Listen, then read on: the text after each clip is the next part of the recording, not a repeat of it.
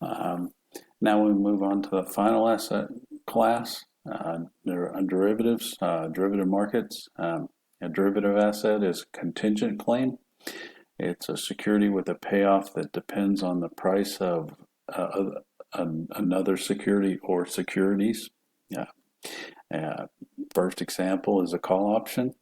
A call option is a right to buy an asset at a specified price on or before its expiration date. Calls and puts come in two forms. They're what's called American options. Those options can be exercised on any date prior to expiration date.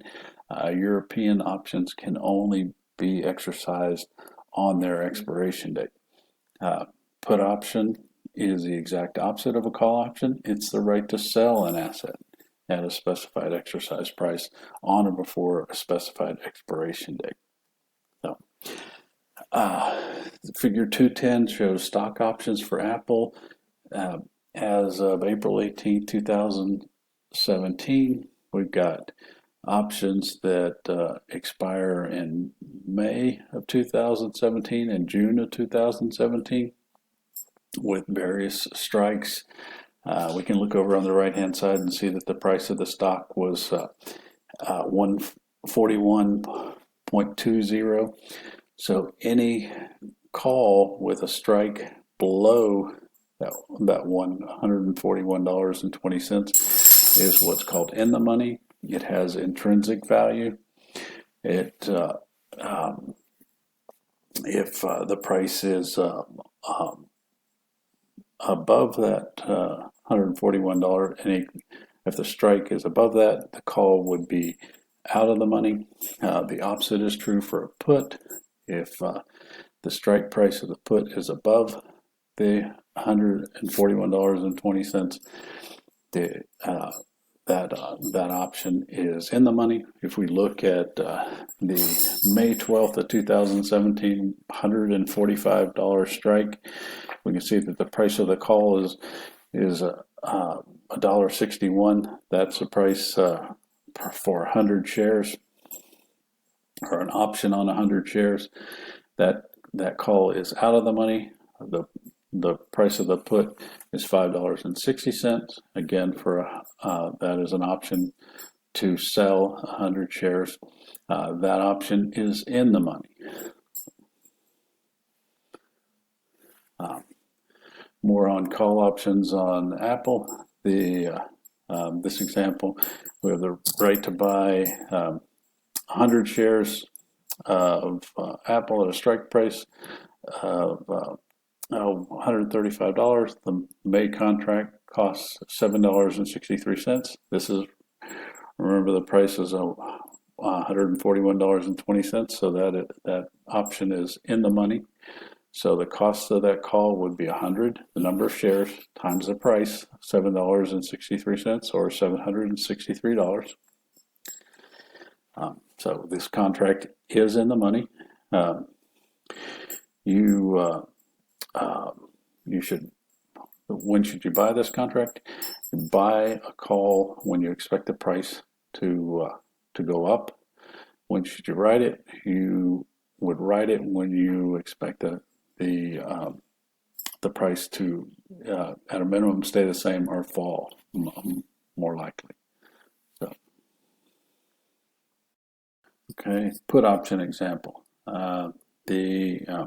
got the same strike and same contract, not same contract, but the same strike and same contract date for a put option, 100 shares at a strike price of $1.35. Using the May contract, that contract is out of the money. Remember, the stock price is $141.20. The strike would need to be above that market value to be in the money. So the cost of the put is just the number of shares, 100 times the $1.17, so $117 to purchase that. Again, this contract is out of the money. It doesn't have any intrinsic value. The value that it has is referred to as option value.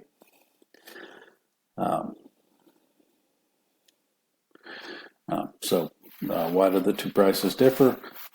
They differ because the call is in the money and the put option is out of the money. Futures contracts. The difference between futures contracts and option contracts. With future contracts, the trade is going to take place or at least be settled. For the most part, futures contracts are cash settled. An option is only exercised if it is in the money. If it provides a benefit to the holder of that option, it will be exercised.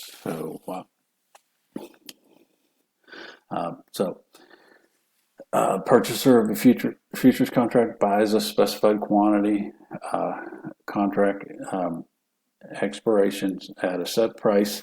That when you purchase a futures contract, you're considered to be long. As a contract seller is considered to be short. The contract seller delivers the actual commodity at contract expiration for agreed upon price. Figure 211 shows corn futures on the Chicago Mercantile Exchange, again for April 18, 2017. We can you see there are contracts May, July, September, December, March of 2018. We've got the last that would be the previous close. So the May 17th close at $3.61 or 3.6125 or $3.6125 per bushel, I believe that is. And we have the change, and then the high and the low. Again, $3.68 is the high, low $3.63.375, I guess was how you would say that.